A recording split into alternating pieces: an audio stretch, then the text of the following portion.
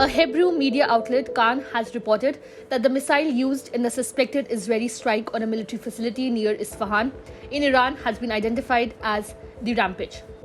Developed by Israel Aerospace Industries and Israeli Military Industries Systems, the Rampage missile is an advanced air-to-surface weapon known for its precision and versatility.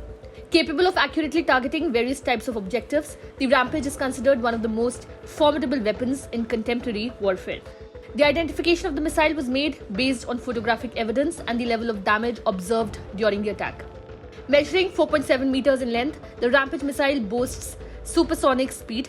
One of its key features is its stealthiness, designed to minimize the likelihood of detection and interception by enemy air defenses, allowing it to penetrate defended airspace and strike targets with reduced risk of detection.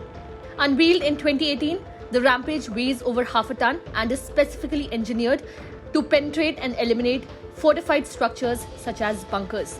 Despite reports of its involvement in the suspected strike on a military facility near Isfahan in Iran, Tehran has downplayed the incident, claiming only the involvement of 3 small drones.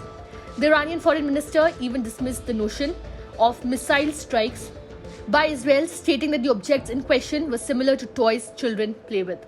While one report suggests that Israel employed the missile in an alleged strike targeting Iranian air defenses near the Natanz nuclear site, Israeli news agencies have countered this claim, asserting that no nuclear facility was affected by the strike.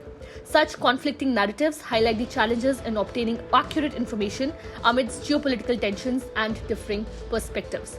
The report said that these actions taken by Israel were intended to deter Iran from future direct assaults on Israel, the country that has been involved in a war with Hamas in Gaza for over 6 months.